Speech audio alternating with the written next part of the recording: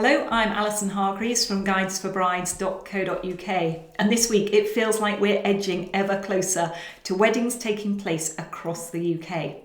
So in Northern Ireland, as of Monday the 8th of June, weddings could take place outside with up to 10 people present. In England, originally we were looking at 1st of June for small weddings to start. They've now amended that to the 15th of June, and we think that's going to be for up to 10 people present again.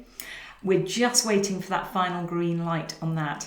But in the meantime, the Sunday Times has speculated that Robert Jenrick, the Community Secretary, may be looking at bringing in new legislation that will allow couples in England and Wales to get married legally outside. Now, this would bring us in line with Scotland and Northern Ireland so that all of the UK are able to legally get married outside, where it's clearly at the moment a lot safer.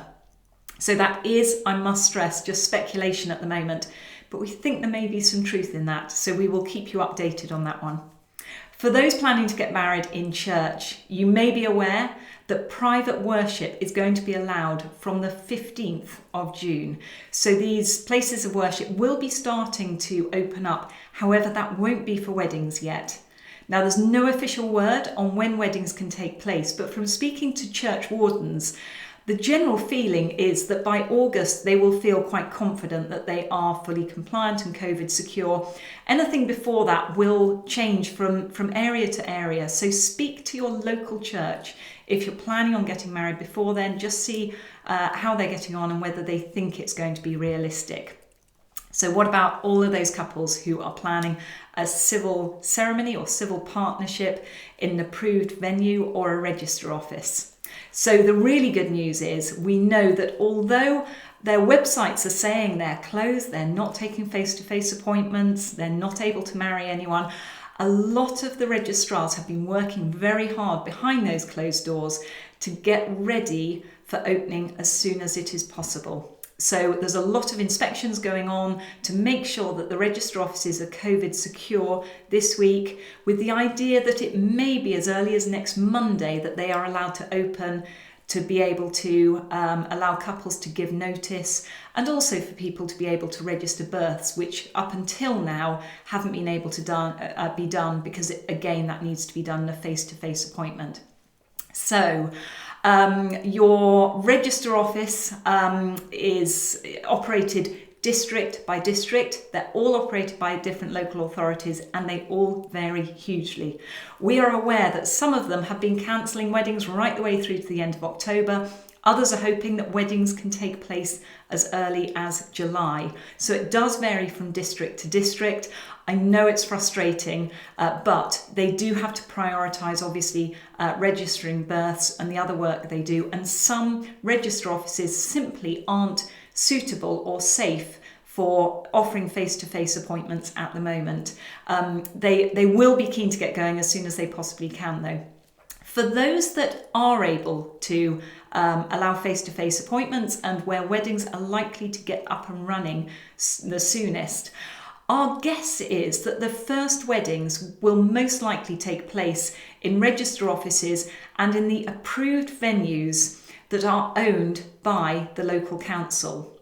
So a lot of the old register offices, the civic buildings, the old town halls, some of these absolutely stunning buildings that you would have no idea are owned by the local council, are actually under the local authority, and therefore it's really easy for them to make sure that they are inspected to the same very high COVID secure levels. At the moment, the government has given no guidance at all to our approved venues as to exactly what they need to be doing, and we'd really encourage all of those venues to keep going with all of the work they're doing to get up and running as soon as possible. But it does make sense that where the local authority just need to have a little bit of control of the safety of their registrars, that they'll start with the buildings that they know are definitely going to be absolutely fine. If you are in an area where the registrars are not communicating at the moment and do seem to be closed for the foreseeable future, Consider having a celebrant for your wedding if you are keen to go ahead. So they will do the exchange of rings, they can do the exchange of vows. As far as all of your guests are concerned, it looks like any other wedding. The difference is that you're not actually legally married at the end of it. So you will need to arrange a separate ceremony with your registrars or with the church at some other point, but that might be easier later on when everything is slightly more up and running. So what about numbers? Weddings are restricted by the numbers that are able to gather. So as that increases, the size of weddings will be able to increase. Our best guess is that venues will be able to have weddings as long as people at the weddings can follow the correct social distancing. Now, at the moment, that's 2 meters, which makes things quite impractical. But there is some talk that that might be being reduced across the country to 1 metre. If that is the case, it makes life much easier for all of the wedding venues, as well as every other hospitality venue. All of the restaurants are really keen for the 1 metre rule to come in sooner rather than later. So when that does come in, obviously more people will be able to be at weddings. Until then, so far, there is no guidance at all from the government. Now, if you are getting married later on this year, I know it is frustrating that your venue is probably unable to give you an answer as to whether or not your wedding can go ahead, but there's a very simple reason for that.